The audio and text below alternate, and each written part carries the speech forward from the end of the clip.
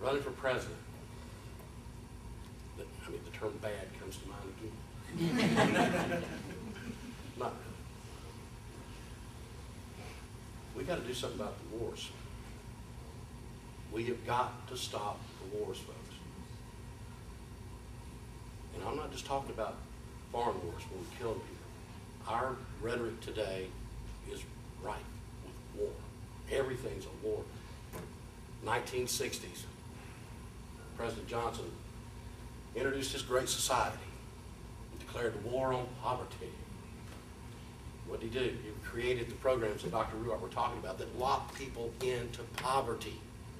They keep them poor. We have generations of people that have lived in nothing but poverty, and the government's been helping them do it. It doesn't work. The 70s came along, President Carter decided we need a federal Bureau of Education, or whatever he calls it, Education Department, a brand new cabinet position. We're going to have a war on ignorance. And still, our children cannot read and write and think critically. The war didn't work. 80s, Reagan's come along, we had our zero tolerance. We're going to have a war on drugs now, demon drugs. All we've done is put more nonviolent people in jail than any other country, and we have funded terrorists all over the world so they can kill more people. Wars don't work. They just don't. This country is on the brink of an economic breakdown. We are in crisis mode. You don't get prosperity from war. You get prosperity from peace. We're going to go a lot further with trade and business than we are with bombs. You don't teach people it's wrong to bomb them by bombing them. You don't teach people it's wrong to kill people by killing people. That just don't send the right message. And yet here we are doing it again. Already involved in 2 wars that are breaking us. I've been keeping up, been paying attention, been doing my homework. You listen to all the economists that are talking today. There are 3 things that are breaking this country. And that's the entitlements and the military spending that we have to do to keep our wars going. So what do? Well, we started another one here a few weeks ago. Start bombing somebody else. Not a declaration of war, just the president deciding we got to bomb some more people because the leader of that country's bombing. So we got to bomb them to stop the bomb. Don't teach people it's wrong to bomb them by bombing them. It just don't happen. They ain't going to get it. We've got this nosy neighbor foreign policy that we use. I mean, think about it. What's worse than a nosy neighbor? Somebody moves in next door to you, move into Jeff and say, you know, Jeff, that tree in the corner of your yard over there, it's just not placed right. How about if we move it? Jeff says, no, I don't want to move it. Phil don't even hear it. It's like, you know, I tell you what, this weekend, I'll take the weekend, I'll bring my chainsaw over, we'll take care of that. Jeff says, no, I don't want to. Don't you worry about it, I'll take care of it. Well, that's going to aggravate you after a while. It aggravated me just telling the story. And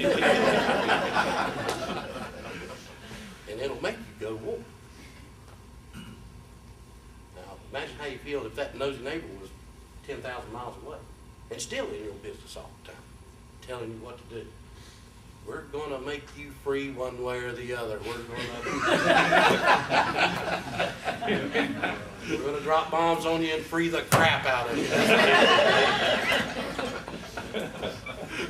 It just don't make sense. And this is a key issue for the Libertarian Party as far as I'm concerned, because we're based on something called the non-aggression principle. Or more specifically, the non-initiation of force. And far too often people get hung up on that last word, force. And they forget about the first 2, initiation of. I've had to defend myself a little bit since I started this. I'll go ahead and tell you up front, I'm not a pacifist. You think I am? Try breaking into my house in the middle of the night. I believe in gun control. That's why I use both hands. I'm not a pacifist. I just don't believe I got to kill somebody to prove it. Nobody does. It's not about pacifism.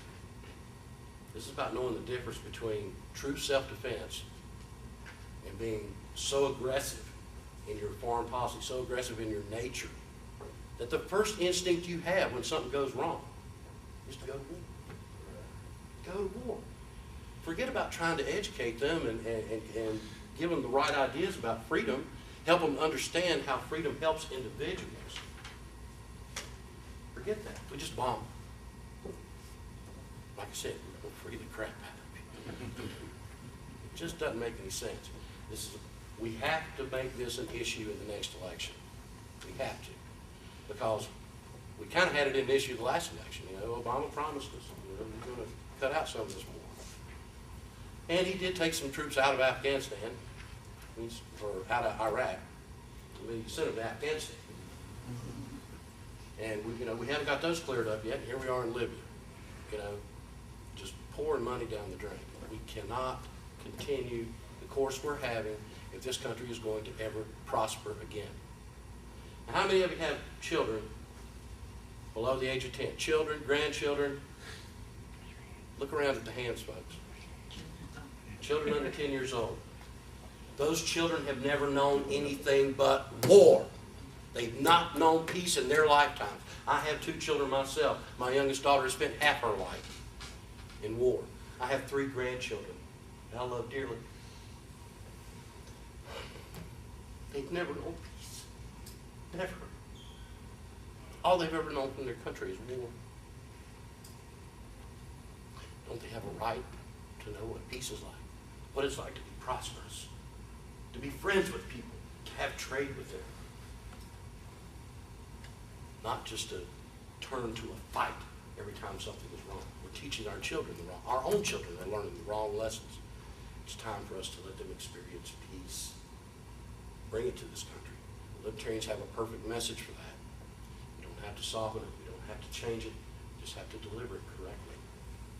We have to make people see how it is better for them if we are not at war. See, a lot of Americans are not really touched by war. I think back to World War II. Even the people here that were left at home that weren't fighting were touched by the war because of the sacrifices they had to make. Women had to go to work for the first time because the men were off fighting. There was rationing. There wasn't enough supplies to even supply the men in the field. So war touched us here. Anymore, war doesn't seem to touch us so bad. I mean, we know what's going on, but somebody else is fighting it. It doesn't touch us here at home. We've got to make it, people see that how it does touch us. It touches us economically. It's breaking this country, and it's making us more and more enemies every day. Do you think the people of Libya care? The ones that are dying, the ones the bombs are dropping on, do you think they care whether Gaddafi's dropping them on them or Obama's dropping them on them? It don't matter. To them, it's just death. I'd rather have them angry at Gaddafi than angry at the United States for generations to come and looking for just that opportunity to strike back, for revenge, to make more war. War breeds war. Peace breeds prosperity and freedom. That's what we need. That's why I'm thinking about running for president, because I believe that is a true, basic libertarian message that we can make people understand how good it is to be friends, to be peaceful, and to bring prosperity back to this country. It's got to stop, and I hope that I will be able to be one of those voices out there that's saying, I will stop. First command I will give, if I'm elected president, will be stand down. And the Joint Chiefs of Staff will be given directives that within 60 to 90 days, they will have exit strategies not only in place but executed and bring our troops home. I would much rather have a country filled with prosperous patriots than cemeteries filled with dead heroes. That's what we need in this country. And I hope to take that message and carry it as your ambassador. Mary alluded to that a little bit. The candidates that we have are our ambassadors. They are our teachers. And we should support them in that way. There are other ways of winning besides winning elections, as Dr. Ruark so aptly pointed out. We can have an impact. We just can't be sheepish about it. There was a question a while ago about, what do we do when we're misrepresented? We use that as an opportunity. We spend way too much time defending ourselves to other people about what we're not, and not